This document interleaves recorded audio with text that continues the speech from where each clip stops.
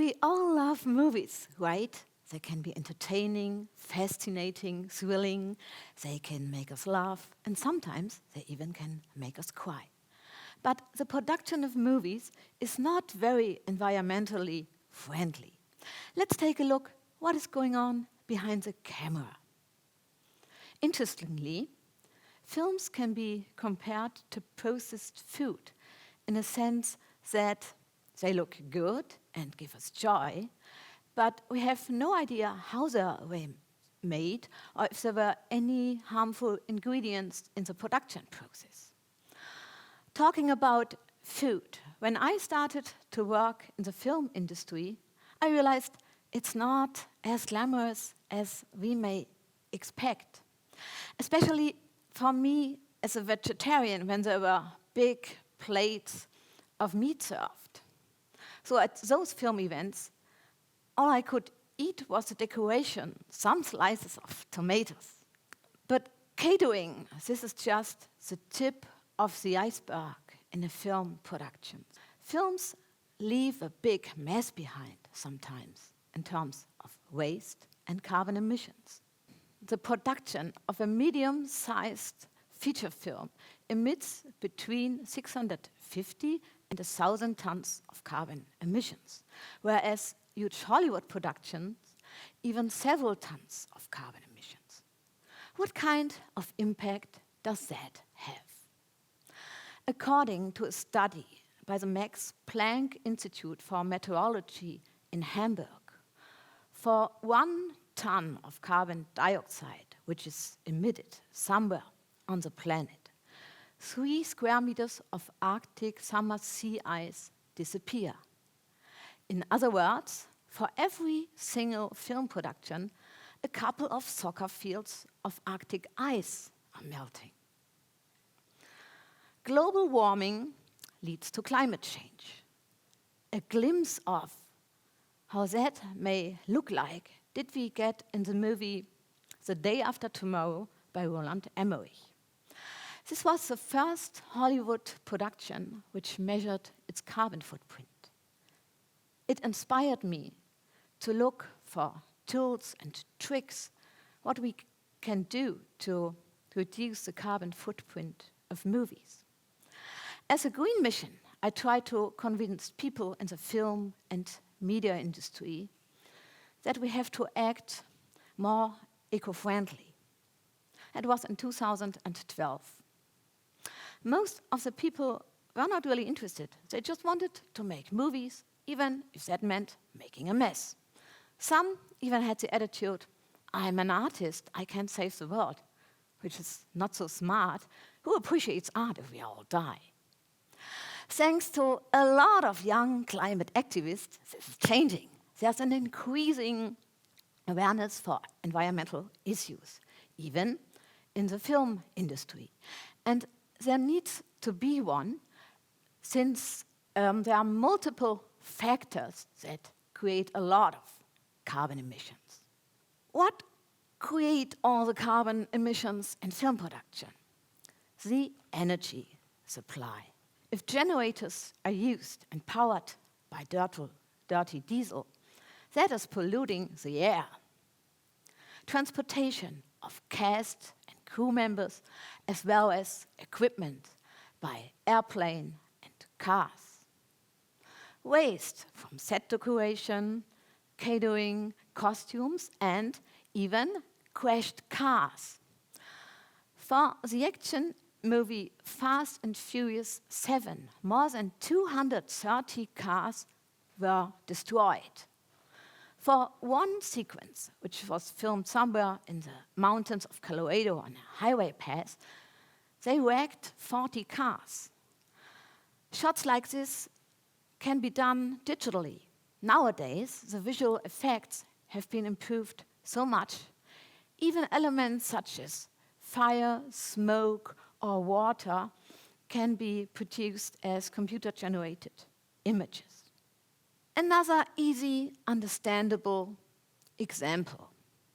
It's not a good idea to use disposable plastic bottles. We have 200 cast and crew members on set, and every one of them drinks 4 small water bottles, we have a room packed with empty plastic bottles at the end of the shooting day. Fortunately, there are some action heroes who know how to do it better, at least in the comic world, like Spider-Man. For the production of the Hollywood movie, The Amazing Spider-Man 2, there were bottles distributed to cast and crew members, which could be refilled with water by dispensers. That way, they saved 193,000 plastic bottles. That would have been enough to surround Manhattan. But beyond the amazing progressiveness of certain movies, there are solutions to make all movies greener, if that became the norm. For the energy apply, it's crucial to avoid generators and to get the electric power from the grid. If a production wants to shoot on location, it's possible to rent an on-site electrical box as it is used on construction sites. The connection is provided by the local energy company. Of course, it's always the best to use renewables, if any possible. Avatar director James Cameron, who is shooting the sequels, Avatar 2 and 3 and 4 and 5, he installed a 1 megawatt solar power system on the roof of sound stages to offset the power consumption that are produced for the computer animation. And there are further innovations, such as more environmentally friendly generators with a big battery in which up to 100 kilowatt hours of electric energy can be stored, gas generators, and also hybrid solutions, which can be partly solar powered. If it comes to transportation, it's really the most environmental harming to take an airplane. And if we are traveling within a country, it's also not so much faster. It's much more eco-friendly to go by train. Of course, carpooling, that's also good. But in an ideal world, we would have much more eco-friendly cars. The best is always to take a bicycle or to go by foot. But this is only possible if the accommodation is close to the set. And this has to do with good planning. The less locations there are, the less cast and crew have to move. If a production wraps, we also end up with a lot of waste if all the set decoration has to be destroyed. But it's really possible to reuse a lot of elements, such as materials, woods, but also doors and windows. In nature, there is no waste. But in film production, there is no circular economy yet. But we can also reuse props and costumes. Usually, when actors come to the set, they even get underwear. But all these clothes, they have to be produced and washed, and then, after a couple of weeks, they are thrown out. Because who wants to have used underwear, right? And it happens all the time that costume designers, they buy cheap clothes and then they try to make them look old. Instead, they could just get some second-hand clothes. Fast fashion that has such a huge carbon footprint. Of course, it takes much more time to look for props and costumes at stores and rental shops and order it online. The advantage is if we can return these items after the production wraps, they can have a second or even a third life. Plus, if anything is ordered online, productions, they end up with piles of cardboard. There is a creative, inspiring example, a New York production designer. She collected all these cardboard and created an entire film set with furniture, props, walls, and a floor made of cardboard. But this is not a solution for most film productions where time is money. This is why productions very often use single-use products.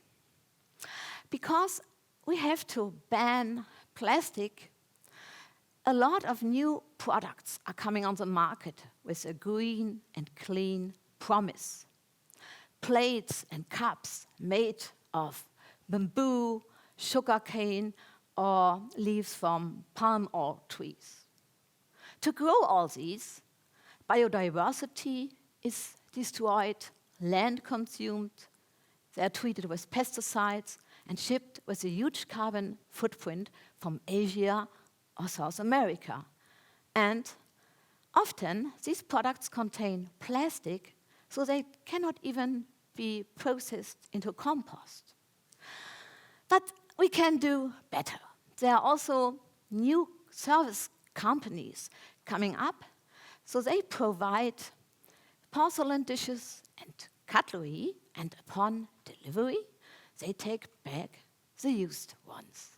So that way, even chefs of catering on set don't have to worry about a dishwasher anymore. For every problem, there's also a solution. We just have to become more creative and consider the options which are there in film production, but also in everyday lives. Often, there is a missing link between the actions that we are taking and the impact that it has. So, whenever we purchase anything, we should really consider, where does it come from? What kind of carbon footprint does this product probably have? How it was produced? How long will I use it anyway? And what is going to happen with it if we don't use it anymore? This is also the matter of how we value things. We can find out easily. A few years ago, I attended a film event in Helsinki. And there I went to Café Moscow. That is a cult bar by Finnish filmmaker Aki Kaurismäki.